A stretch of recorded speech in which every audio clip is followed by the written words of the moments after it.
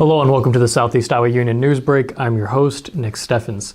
Getting into today's top stories, the roughly 500-resident city of Ainsworth is under a boil order as of Friday morning, according to a county emergency alert in the city's voicemail. We performed some well repairs yesterday, and as a precaution today, we are advising town residents boil their water for 1 minute and let it cool before drinking, making ice, brushing teeth, and food preparation. Or use bottled water until further notice, the City Hall voicemail said as of 8:50 a.m. Friday. A news release from the city said the repairs came after a problem in the distribution system caused a pressure loss on September 22nd. The announcement said municipal officials would send the notifications once they received results from a bacteria testing sample. It's been a fairly slow news day here on this Friday in Washington, but luckily there's some news coming out of our neighbors to the south in Mount Pleasant. On September 18th at approximately 1 p.m., Henry County Sheriff's Department and New London police officers responded to a call of a woman on the railroad tracks near Oakberry Avenue. Burlington Northern Santa Fe Railroad called the report into the sheriff's office that they had stopped their train due to a woman with barely any clothing on the tracks and appeared in distress.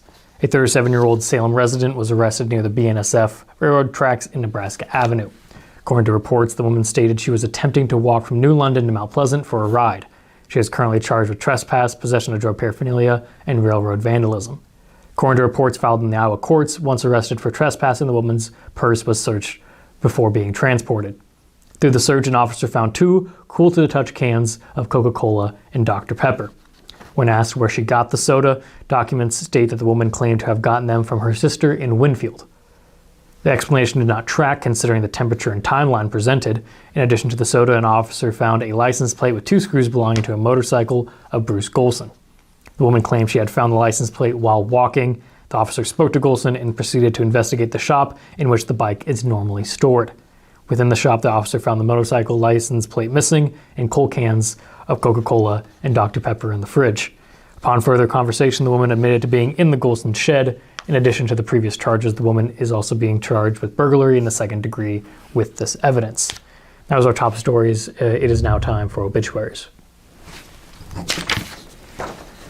Helen Batesel of Harper passed away on September 21st at the age of 80.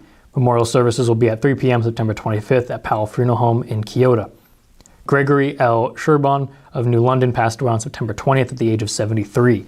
Funeral services will be at 10 a.m. September 24th at New London Christian Church. Elliott Funeral Chapel is in charge of the arrangements.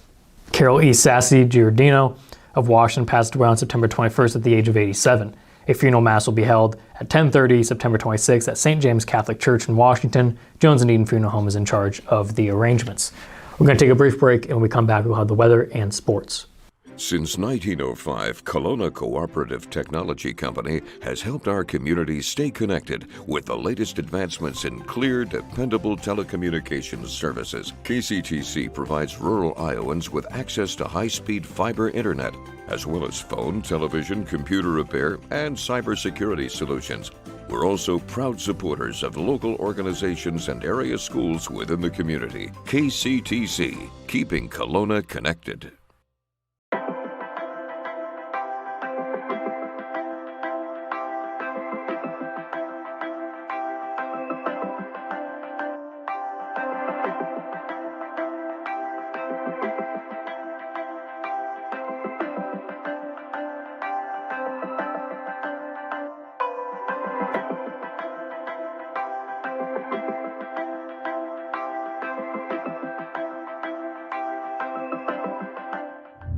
The weather is brought to you by Jacqueline Areola, LLC. Come visit Jackie in her new location downtown. She is ready to serve Washington and the surrounding community. We've had some gloomy weather on this first full day of fall with slight rain and a high of 60. Tomorrow will be much nicer, however, with sunny skies and a high of 78.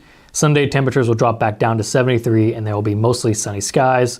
We will start the work week with some beautiful weather, clear skies and a high of 71. Tuesday will also be sunny, although cooler, with a high of only 67. That was the weather. It is now time for sports. Sports, brought to you by Fairway.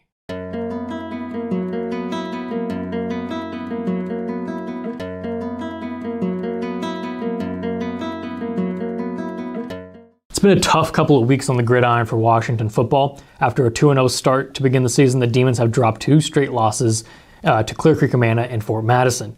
This week, Washington will look to get back in the win column with a matchup against Grinnell, who is 1-3 on the season and is also Washington's homecoming. Washington put together 2 all-around outings in the first 2 games of the season with a 21-14 victory over Burlington and a 54-20 win over Mount Pleasant. As of late, the Demons' defense has done well to keep them in the game, but Washington hasn't been able to put points on the board, falling to Clear Creek Amana 31-6 and Fort Madison 37-7. They'll look to change that on Friday night. Ethan Patterson heads the Washington offense. Patterson has thrown for 254 yards and 4 touchdowns. Leading the Demons in rushing is Taven Stewart with 435 yards and 7 touchdowns. Patterson follows with 207 yards rushing.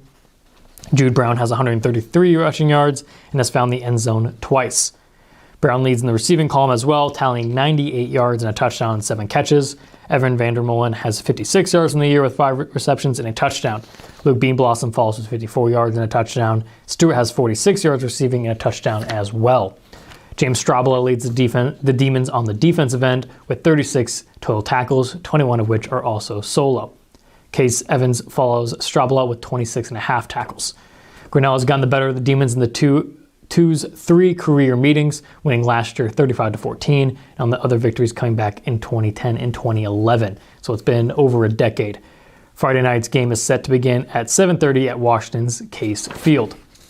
That is the news for Washington and the surrounding area. I've been your host, Nick Steffens. This is the Southeast Iowa Union Newsbreak, and I will see you next time.